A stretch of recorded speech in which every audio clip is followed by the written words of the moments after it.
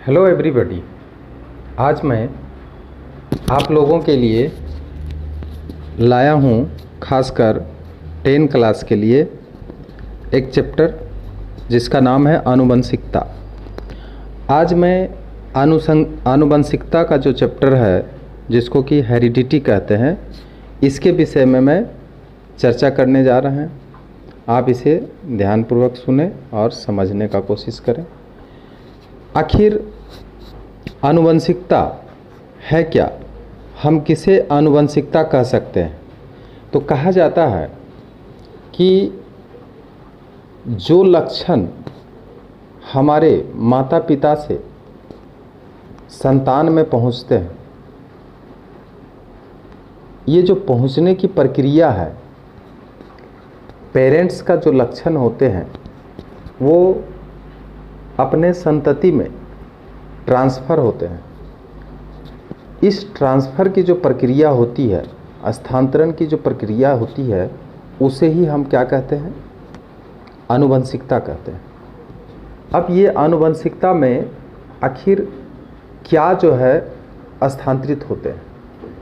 तो आनुवंशिकता में आनुवंशिक लक्षण का ही स्थानांतरण होते हैं। अब आता है आनुवंशिक लक्षण क्या है। तो आनुवंशिक लक्षण का मतलब होता है कि पेरेंट्स के अंदर जो लक्षण विद्यमान होते हैं, वह लक्षण पीढ़ी दर पीढ़ी उनके संतानों में स्थानांतरित हो जाते हैं। तो जो लक्षण पीढ़ी दर पीढ़ी उनके संतानों में स्थानांतरित होते हैं, उन लक्षणों को ही हम कहते हैं आनुवंशिक लक्षण, या उसी को हम आनुवंशिक विशेषक भी कहते हैं। उसको हम हेरिडिटिक कैरेक्टर भी कहते हैं। तो हेरिडिटिक कैरेक्टर मतलब जो लक्षण माता पिता से संतान में स्थानांतरित होते हैं, ठीक है, वो दरअसल क्या होते हैं? ये हमारा विरासत होते हैं। क्योंकि जब हम जन्म लेते हैं तो हमारा जो माता पिता के जो डीएनए होते हैं, वही हमें क्या मिलता है? विरासत में मिलते हैं।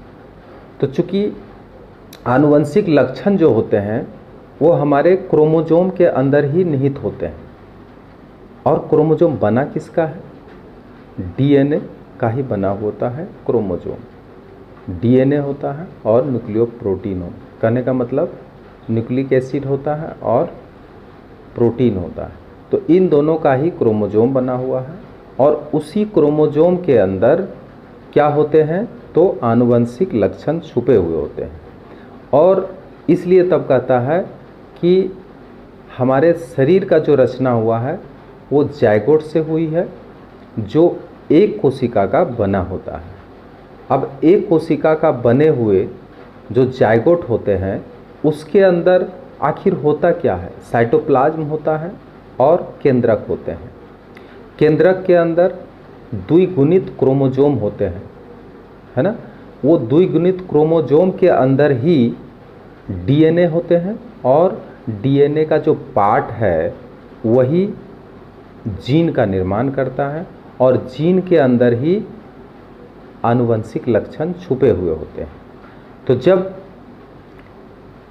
कोई संतति का जन्म होता है तो उसके अंदर माता पिता के जो कैरेक्टर्स होते हैं, वो कैरेक्टर उससे विरासत में मिल जाते हैं। बाकी तो हमारा शरीर सेल डिवीज़न के कारण, भोज्य पदार्थों के ग्रहण करने के कारण हमारा सेल बढ़ता चला जाता है। एक सेल से 2 सेल, 2 सेल से 4 सेल, 4 सेल से 8 सेल, इस तरह से कोशिकाओं में वृद्धि होते चले जाते हैं, भ्रूण का विकास होते हैं और एक शरीर का रचना कर लेते हैं। परंतु जो कैरेक्टर हमें विरासत में मिला है, जिससे कि हम आनुवंशिक लक्षण भी कहते हैं, वही लक्षण हमें दृष्टिगोचर होते हैं। लेकिन कहा गया है कि कुछ लक्षण ऐसे होते हैं जो माता पिता से प्राप्त होते हैं और कुछ लक्षण ऐसे होते हैं जो वातावरण से हमें मिलते हैं या हमारा शरीर में परिवर्तन होता है। तो जो वातावरण से हमारे शरीर में नए नए लक्षण दृष्टिगोचर होते हैं उसे हम सोमेटोजेनेटिक कहते हैं। सोमेटोजेनेटिक मतलब होता है कि अगर वातावरण के प्रभाव से हमारे शरीर में कोई बदलाव आता है या कोई नए लक्षण दृष्टिगोचर होते हैं तो उसे हम सोमेटोजेनेटिक भी कहते हैं, यानी कायिक लक्षण कहते हैं। परंतु जो लक्षण हमें माता पिता से प्राप्त होते हैं उस लक्षण को हम कहते हैं ब्लास्टोजेनिक। ब्लास्टोजेनिक कहने का मतलब जननिकी। तो एक जननिकी लक्षण होते हैं जो कि माता पिता से हमारे शरीर में आते हैं, यानी आनुवंशिक लक्षण आते हैं, और जो वातावरण के प्रभाव से हमारे शरीर के अंदर कुछ चेंजेज होते हैं तो वो जो होते हैं वो हमारा सोमेटोजेनेटिक कहलाते हैं। तो इस तरह से कहा जाता है कि एक ही माँ बाप के जो संतान होते हैं उसमें बहुत सारे वेरिएशन होते हैं। ठीक है, तो ये वेरिएशन होने का मतलब क्या होता है कि क्रोमोजोम का डिलीशन और एडिशन। कहने का मतलब कि जब क्रोमोजोम में अदला बदली होते हैं या क्रॉसिंग ओवर की क्रिया होती है, जब मियोसिस सेल डिवीज़न हम लोग पढ़ेंगे तो उसमें हमको पता चलेगा कि मियोसिस सेल डिवीज़न का जो मियोटिक फर्स्ट सेल डिवीज़न होता है उसमें एक अवस्था आती है पेकिटीन। उस पेकिटीन वाली अवस्था में ही क्या होता है कि क्रोमोजोम में क्रॉसिंग ओवर हो जाता है, और क्रॉसिंग ओवर होने के कारण ही जो नए नए लक्षण दृष्टिगोचर होते हैं, जिसके कारण कि हमारे अंदर जो लक्षण होते हैं वो माता पिता के लक्षण भी होते हैं, दादा दादी के भी लक्षण होते हैं। ये क्रॉसिंग ओवर का ही कमाल है कि ये जीन का एक्सचेंज होता है, और ये जीन का एक्सचेंज होने से ही हमारे शरीर के अंदर अलग अलग लक्षण दिखाई देते हैं। तो आप समझ गए होंगे कि हमेशा यहाँ तक कि कहता है कि अपने जो सहोदर संतान होते हैं, मतलब सहोदर भाई जो होते हैं, उसके अंदर भी एक जैसा लक्षण नहीं होते हैं। तो एक जैसा लक्षण नहीं होने के कारण क्या होते हैं, तो क्रॉसिंग ओवर ही होते हैं। ठीक है, जिससे कि अलग अलग लक्षण दिखाई देते हैं एक ही माँ बाप के संतान होने के बावजूद भी। ठीक है, तो आज हम लोग जो यहाँ पे पढ़ने जा रहे हैं वो आनुवंशिकता के बारे में ही पढ़ने जा रहे हैं। तो बहुत सारे ऐसे कैरेक्टर होते हैं और कुछ बीमारियाँ भी होते हैं जो हमें पेरेंट्स से प्राप्त होते हैं। तो जो बीमारियाँ हमें पेरेंट्स से प्राप्त होते हैं, ठीक है, उसे आनुवंशिक बीमारी भी कहते हैं। आनुवंशिक बीमारी कहने का मतलब होता है कि वैसे बीमारियाँ जो पेरेंट्स के अंदर विद्यमान हो और वही बीमारी उसके संतान के अंदर भी वो बीमारी उत्पन्न हो जाए, तो ऐसे बीमारी को ही हम आनुवंशिक बीमारी कहते हैं या उसे हेरिडिटरी डिजीज कहते हैं। हेरिडिटरी डिजीज के अंतर्गत अगर हम देखें तो haemophilia, sickle cell anaemia, haemophilia भी है, और इसके साथ साथ थैलेसीमिया भी है। तो थैलेसीमिया हुआ, सिकल सेल एनीमिया हुआ, और एक और बीमारी है जिसको कि हम कहते हैं कलर ब्लाइंडनेस। तो कलर ब्लाइंडनेस भी एक ऐसा बीमारी है जो माता पिता से उसके संतान में ट्रांसफ़र होते हैं। कलर ब्लाइंडनेस का मतलब होता है वर्णांधता, यानी वर्ण का पहचान वो नहीं कर पाएंगे, और अलग अलग रंगों के अगर वस्तुएं उसके सामने में रख दी जाए तो वो कलर को डिफ्रेंशिएट नहीं कर पाएंगे। ये एक आँख की बीमारी है जिसमें कि हमारे आँख का जो कोन सेल होते हैं वो कोन सेल में किसी तरह का गड़बड़ियाँ आ जाते हैं, जिसके कारण कि हमारे रंग विभेद करने की क्षमता खत्म हो जाती है। तो ये हमारा जेनेटिक है, यानी जेनेटिक डिजीज है।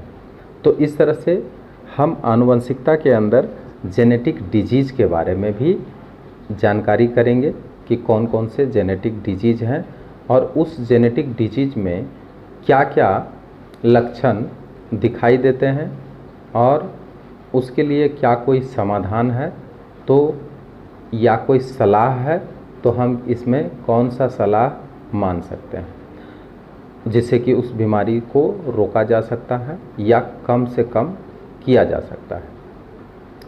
तो उसके बारे में हम बाद में चर्चा करेंगे, लेकिन सबसे पहले हम थोड़ा सा देख लेते हैं यहाँ पे कि आनुवंशिकता के विषय में जो सबसे पहले वैज्ञानिक जो आनुवंशिकी शब्द का खोज किया, जिसको हेरिडिटी कहते हैं, वो 1905 ईस्वी में खोज किया गया। जो वैज्ञानिक था उनका नाम था बेटेसन।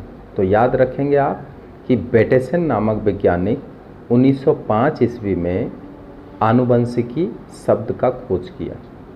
आनुवंशिकी है क्या? तो देखिए, आनुवंशिकी का परिभाषा होता है कि विज्ञान की वह शाखा, अर्थात हम कह सकते हैं जीव विज्ञान की वह शाखा जिसमें आनुवंशिकता के बारे में अध्ययन करते हैं, तो उस विज्ञान को ही हम आनुवंशिकी कहते हैं, उसे ही हम हेरिडिटी कहते हैं। तो हेरिडिटी क्या है? एक साइंस है, एक विज्ञान है, एक जीव विज्ञान है जिसमें हम आनुवंशिकता के विषय में ही अध्ययन करते हैं। आनुवंशिकता के विषय में सबसे पहले जो गहन अध्ययन किए थे उनका नाम है ग्रिगोर जॉन मेंडल। देखिए, इसमें एक क्वेश्चन भी आता है, बार बार पूछा जाता है कि आनुवंशिकता का पिता किसे कहा गया है। ठीक है, आनुवंशिकता का पिता अर्थात आनुवंशिकता का जनक किसे कहा गया है। तो हमारे जो ग्रिगोर जॉन मेंडल नामक वैज्ञानिक थे, उन्होंने अपने जीवन का बहुत ही अहम समय को क्या किया, ये अपने रिसर्च में लगा दिए।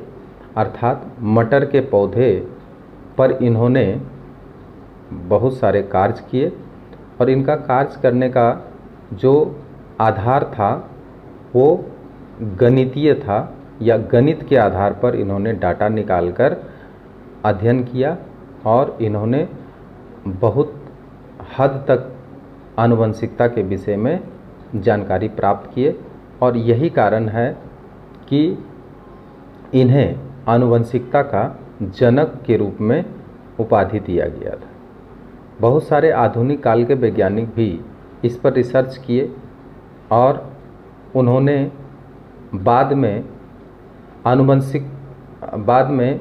ये मेंडल के जो नियम थे उसी नियम के ऊपर इन्होंने रिसर्च करने के बाद पाया कि ये जो रिसर्च हम आज किए हैं, आधुनिक काल के वैज्ञानिक जो आज कर रहे हैं, ये तो बहुत पहले कर चुके हैं। और ये कौन कर चुके थे? तो ग्रिगोर जॉन मेंडल ही कर चुके थे। इसलिए इन्हें ही आनुवंशिकता का पिता का उपाधि दिया गया है, न कि आधुनिक काल के वैज्ञानिकों को आनुवंशिकता का पिता का उपाधि दिया गया। इन्होंने आनुवंशिकता के संबंध में, ग्रिगोर जॉन मेंडल आनुवंशिकता के संबंध में 3 नियम को प्रतिपादित किए थे और उनका जो लेख था वो the annual proceeding of the natural history society of Brunn, उस पत्रिका में इनका जो है लेख छापा गया और उन्हीं के लेख के कारण ही इन्हें आनुवंशिकता का जनक की उपाधि दिया गया। ठीक है, अब इसके बाद हम लोग थोड़ा सा आते हैं कि उत्परिवर्तन क्या है, जिसको कि हम म्यूटेशन भी कहते हैं। म्यूटेशन आखिर है क्या? तो देखिए, हम जानते हैं कि संतान के अंदर माता पिता के जो लक्षण होते हैं वो स्थानांतरित होते हैं, परंतु कभी कभी ऐसा देखा गया है कि किसी भी जीव में अचानक होने वाला विशाल असत विभिन्नता हो जाता है, जिसको विभिन्नता जो वंशागत हो जाते हैं उसे ही हम क्या कहते हैं, उत्परिवर्तन कहते हैं। अचानक कोई न कोई कारण से आनुवंशिक गुणों में उथल पुथल हो जाते हैं, जीन के अंदर कुछ न कुछ डिलीशन या कुछ न कुछ एडिशन हो जाते हैं, जिसके कारण उसमें एक अलग तरह के लक्षण दिखाई देने लग जाते हैं। तो इसी को उत्परिवर्तन कहते हैं, इसी को म्यूटेशन कहते हैं। क्लियर? और जो जीव इस म्यूटेशन के अंतर्गत आ जाते हैं, अर्थात जिसमें म्यूटेशन की क्रिया होती है, उस जीव को हम उत्परिवर्ती या म्यूटेंट कहते हैं। तो म्यूटेंट का अगर परिभाषा आता है तो हम बोलेंगे कि वैसे जीव जिसके अंदर म्यूटेशन की प्रक्रिया हुई है उसे हम म्यूटेंट कहते हैं या उत्परिवर्ती जीव कहते हैं। क्लियर हो गया? अब देखिए, गुणसूत्र का गड़बड़ी होने के कारण एक विशेष प्रकार के बीमारी हो जाते हैं, जिसको हम डाउन सिंड्रोम कहते हैं। अब देखिए, डाउन सिंड्रोम एक अलग तरह का बीमारी है। इसमें होता क्या है? इसमें हम जानते हैं कि मनुष्य के प्रत्येक कोशिकाओं में क्रोमोसोम की संख्या 46 पेयर्स होते हैं, 46 होते हैं, यानी 23 पेयर्स होते हैं। अब इस 23 पेयर्स में देखा गया है कि जो 21 पेयर क्रोमोसोम होता है वो बहुत ही छोटा होता है, यानी अन्य क्रोमोसोम की अपेक्षा 21 पेयर का जो क्रोमोसोम्स होते हैं वो छोटे होते हैं। और इसीलिए तब क्या होता है कि उसके साथ एक अन्य क्रोमोसोम जुड़ जाते हैं। इस तरह से हम कह सकते हैं कि जो व्यक्ति डाउन सिंड्रोम से पीड़ित होते हैं उसका जो 21वां नंबर का क्रोमोसोम है, अर्थात ये लिंग क्रोमोसोम का बीमारी नहीं होता है, ये दैहिक क्रोमोसोम का बीमारी होता है। क्योंकि हम लोग जानते हैं कि हमारे कोशिकाओं के अंदर दो तरह के क्रोमोसोम होते हैं, एक ऑटोसोम होते हैं और दूसरा एलोसोम होते हैं। ठीक है? ऑटोसोम की संख्या 44 होते हैं और दो क्रोमोसोम जो होते हैं उसको लिंग गुणसूत्र भी कहते हैं या उसी को हम कहते हैं एलोसोम। तो जो ऑटोसोम से संबंधित बीमारी है वो है डाउन सिंड्रोम। और डाउन सिंड्रोम में होता क्या है, तो 21वां जोड़ा क्रोमोसोम के साथ एक क्रोमोसोम एक्स्ट्रा उसमें एडिशन हो जाते हैं, जिसके कारण कि ट्राइसोमी का रचना करते हैं, अर्थात 2n+1। क्योंकि हमेशा क्रोमोसोम जोड़ा में होते हैं, परंतु इसमें एक एक्स्ट्रा क्रोमोसोम बढ़ गया, इसलिए इसको ट्राइसोमी कहते हैं और उसका सूत्र होता है 2n+1। तो ट्राइसोमी वाला कंडीशन किस में मिलता है, तो डाउन सिंड्रोम नामक बीमारी में ही मिलता है। इस बीमारी में होता क्या है कि जिस किसी में भी इस तरह के 21वां जोड़ा क्रोमोसोम के साथ एक क्रोमोसोम और जुड़ जाते हैं, तो उस प्रकार के जो संतान उत्पन्न होते हैं उसके प्रत्येक कोशिका में 47 क्रोमोसोम हो जाते हैं। और 47 क्रोमोसोम हो जाने के कारण उसमें लक्षण क्या होता है कि उसमें कद उसका बहुत छोटा हो जाता है, सिर गोल हो जाता है और जीभ मोटा हो जाता है, और मुंह जो होता है उसका आंशिक तौर पर खुला रहता है। अर्थात जीभ मोटा होने के कारण उसका मुंह जो है वो खुला रहने के लिए मजबूर हो जाता है, इसलिए वो मुंह बंद नहीं कर पाता है, उसका मुंह खुला होता है। और चूँकि सिर का आकार जो है गोल हो जाता है, इसलिए इसमें बुद्धि का कमी भी हो जाता है और ये मंद बुद्धि भी पैदा होते हैं। तो इस तरह से हम देख लिए हैं कि डाउन सिंड्रोम बीमारी क्या है। क्लियर?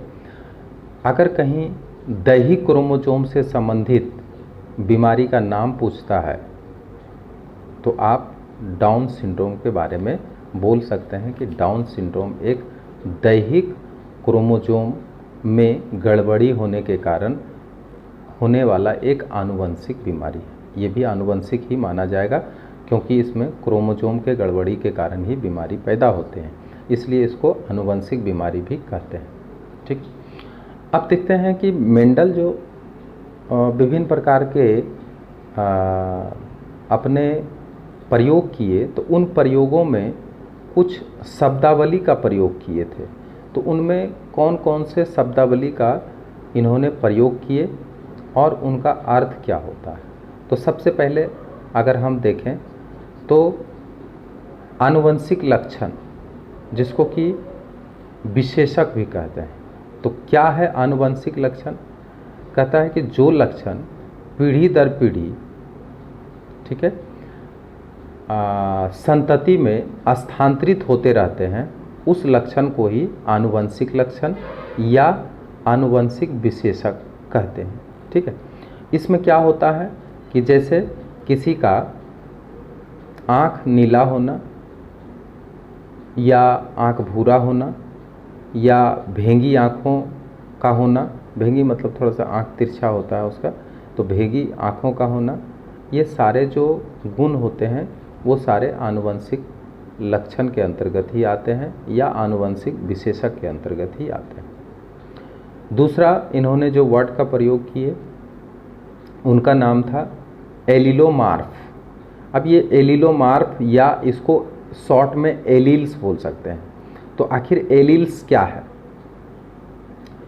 तो हम बता रहे हैं यहाँ पे कि एलील्स का मतलब होता है कि होमोलोगस क्रोमोसोम के एक ही लोकस पर अवस्थित विरोधी लक्षण वाले जो जीन होते हैं उसके जोड़े वाले जीन को ही हम एलल्स कहते हैं। अब एक उदाहरण के द्वारा हम आपको समझा रहे हैं कि अगर पेरेंट्स के अंदर दो तरह के क्रोमोसोम हैं, ठीक है, अब उनका क्या होता है कि होमोलोगस क्रोमोसोम जब भी हम बोलते हैं तो एक माता का क्रोमोसोम होता है और दूसरा पिता का क्रोमोसोम होता है। मतलब एक जोड़ी क्रोमोसोम में एक माता का एक पिता का क्रोमोसोम होता है। उसका एक खास लोकस पर विरोधी लक्षण वाले जीन होते हैं। तो जो विरोधी लक्षण वाले जीन होते हैं उसी को हम कहते हैं, क्या कहते हैं? उसी को कहते हैं एलल्स या उसी को एलिलोमार्फ कहते हैं। तो इस तरह के जो शब्दावली है इनका प्रयोग मेंडल ने किया। तो आप एलिलोमार्फ या एलील के बारे में समझ गए हैं। फिर से एक बार समझ लीजिए कि होमोलोगस क्रोमोसोम के एक ही लोकस पर उपस्थित विरोधी लक्षण वाले जीन को ही हम क्या कहते हैं? एलील्स कहते हैं। ठीक है, लोकस क्या है? लोकस का मतलब होता है कि होमोलोगस क्रोमोसोम के एक खास विशेष स्थान जहाँ पर विरोधी लक्षण वाले जीन उपस्थित होते हैं, तो उस स्थान को ही हम क्या कहते हैं? लोकस कहते हैं। ठीक है, तो लोकस के बारे में आप समझ गए। अब मेंडल जो और अपने प्रयोग में वर्ड का प्रयोग किए थे उनका नाम है मोनोहाइब्रिड क्रॉस और दूसरा है डाईहाइब्रिड क्रॉस। मोनोहाइब्रिड क्रॉस किसको कहते हैं? जब अपने प्रयोग में मेंडल किसी एक जोड़े लक्षण को लेकर प्रयोग किए थे या हाइब्रिडाइजेशन किए थे तो उसी को हम कहते हैं मोनोहाइब्रिड क्रॉस। एक जोड़ी लक्षण कहने का मतलब हुआ कि जैसे मटर का पौधा का अगर सिलेक्शन किया उन्होंने, तो एक लंबाई का लक्षण, लंबाई में एक लंबा का लक्षण और दूसरा नाटा का लक्षण, तो ये एक जोड़ी विरोधी लक्षण हुए, लंबा और नाटा। तो एक जोड़ी विरोधी लक्षण को लेकर जब क्रॉस किया जाता है तो उसी को हम कहते हैं मोनोहाइब्रिड क्रॉस। तो मोनोहाइब्रिड क्रॉस जो है उसमें एक ही जोड़ी विरोधी लक्षण लिए जाते हैं, इसी का नाम है मोनोहाइब्रिड क्रॉस। दूसरा है dihybrid cross. Dihybrid cross का मतलब क्या होता है कि जब दो जोड़ी विरोधी लक्षण को लेकर क्रॉस किया जाता है तो उसे हम कहते हैं डाई हाइब्रिड क्रॉस। क्लियर? तो डाई हाइब्रिड क्रॉस के बारे में भी आप समझ गए हैं कि जब दो विरोधी लक्षण या अर्थात दो जोड़ी विरोधी लक्षण को लेकर क्रॉस किया जाता है तो ऐसे क्रॉस को ही हम कहते हैं डाई हाइब्रिड क्रॉस, यानी द्विसंकर संकरण। तो इस तरह से दो और भी शब्दावली, मोनोहाइब्रिड क्रॉस जिसको एक संकर संकरण कहते हैं, और दूसरा डाई हाइब्रिड क्रॉस जिसको द्विसंकर संकरण कहते हैं। दोनों के विषय में आपको जानकारी हो गई। मोनोहाइब्रिड क्रॉस अर्थात जब एक जोड़ी लक्षण को लेकर प्रयोग किया जाता है अर्थात हाइब्रिडाइजेशन किया जाता है तो उसे मोनोहाइब्रिड क्रॉस कहते हैं। और जब दो जोड़ी विरोधी लक्षण को लेकर हाइब्रिडाइजेशन किया जाता है, ठीक है, हाइब्रिडाइजेशन का मतलब क्रॉस किया जाता है तो उसे हम डाई हाइब्रिड क्रॉस कहते हैं। डाई हाइब्रिड क्रॉस में मेंडल ने एक राउंड मटर का सीड और येलो सीड लिए थे और दूसरा ग्रीन सीड और रिंकल सीड। रिंकल सीड कहने का मतलब झुर्रीदार बीज। तो झुर्रीदार बीज जिसका ऊपर वाला जो कवर था यानी सीड कोड था वो ग्रीन था, ठीक है, जिसको रिसेसिव कैरेक्टर भी बोलते हैं। और जो गोल बीज था यानी सीड कोट जिसका गोल था और उसका कॉटिलिडन का कलर या सीड कोट का कलर जो था वो येलो था, इसको डोमिनेंट कैरेक्टर माना जाता है। तो एक डोमिनेंट कैरेक्टर और एक रिसेसिव कैरेक्टर को लेकर इन्होंने प्रयोग किए जिसको कि हम डाई हाइब्रिड क्रॉस भी कहते हैं, ठीक है। अब एक वर्ड आता है संकर। संकर किसको कहते हैं? तो कहा जाता है कि जब दो विरोधी लक्षण के बीच में हाइब्रिडाइजेशन कराया जाता है तो उससे जो संतान उत्पन्न होते हैं उसे ही संकर संतान कहते हैं या उसे ही हाइब्रिड संतान कहते हैं। तो हाइब्रिड का मतलब कि अगर विकल्पी लक्षण अलग अलग हो, विरोधी लक्षण अलग अलग हो तो उससे जो संतान उत्पन्न होंगे वो कहलाएंगे हाइब्रिड, उसी को संकर संतति कहते हैं। परंतु अगर दोनों प्योर हो, कहने का मतलब उसका पेरेंट्स अगर प्योर लंबा है फीमेल और मेल भी प्योर लंबा है तो उससे जो संतान उत्पन्न होंगे वो हमेशा प्योर ही होगा, अर्थात उसमें किसी तरह का हाइब्रिडाइजेशन किसी तरह का संकरण होने की संभावना नहीं होती है, अर्थात संकर होने की संभावना नहीं होती है। तो इसलिए कहा जाता है, इसका शॉर्ट परिभाषा है हाइब्रिड और शुद्ध का, कि जिसका फेनोटाइपिक और जेनोटाइपिक रेशियो एक ही होता है, ठीक है, तो उसे शुद्ध कहा जाता है। परंतु जिसका फेनोटाइपिक और जेनोटाइपिक रेशियो में विभिन्नता होती है तो उसे हम हाइब्रिड कहते हैं, ठीक है। अब फिर बात आ गया फेनोटाइप और जेनोटाइप। अब इसके बारे में थोड़ा क्लियर कर देते हैं कि फेनोटाइप क्या है और जेनोटाइप क्या है। फेनोटाइप का मतलब होता है कि अगर किसी जीव का शारीरिक रचना जो बाहर से हम लोग देखते हैं, अर्थात बाह्य शारीरिक रचना के आधार पर जब किसी लक्षण को निर्धारित करते हैं तो उसे हम कहते हैं फेनोटाइप। और जेनोटाइप किसको कहते हैं? तो किसी भी जीव के जीन की रचना के आधार पर उसका अगर कैरेक्टर को निर्धारित करते हैं तो उसे हम कहते हैं जेनोटाइप कहते हैं, ठीक है। तो देखा गया है कि जो शुद्ध संतान होते हैं, ठीक है, जो शुद्ध संतान होते हैं वो शुद्ध अगर उसके माता पिता भी होमोजाइगस होते हैं, अर्थात एक ही तरह के गुणसूत्र माता पिता में अगर हो तो उसके द्वारा जो संतान उत्पन्न होते हैं वो हमेशा शुद्ध संतान कहे जाते हैं, उसको हम प्योर कहते हैं। तो उसमें देखा गया है कि जेनोटाइप और फेनोटाइप का रेशियो जो निकाला गया है वो दोनों बिल्कुल सेम होता है, इसलिए उसको शुद्ध संतति कहते हैं। और हाइब्रिड संतति का मतलब होता है कि जब उसका फेनोटाइप निकालेंगे तो अलग रेशियो निकलेगा और जेनोटाइप निकालेंगे तो उसका अलग रेशियो निकलेगा, इसलिए तब उसको हम कहते हैं संकर संतान। क्लियर हो गया। और एक वर्ड आता है प्रभावी और अप्रभावी, जिसको डोमिनेंट और रेसेसिव कहते हैं। तो आखिर डोमिनेंट क्या है और रेसेसिव क्या है? डोमिनेंट का मतलब होता है कि अगर दो विरोधी लक्षण वाले जीव को आपस में क्रॉस कराया जाता है, ठीक है, तो उससे जो संतान उत्पन्न होते हैं, तो प्रथम पीढ़ी जनरेशन में देखा गया है कि जिस पेरेंट्स का लक्षण दृष्टिगोचर होते हैं तो उसको हम कहते हैं डोमिनेंट कैरेक्टर, अर्थात प्रभावी लक्षण।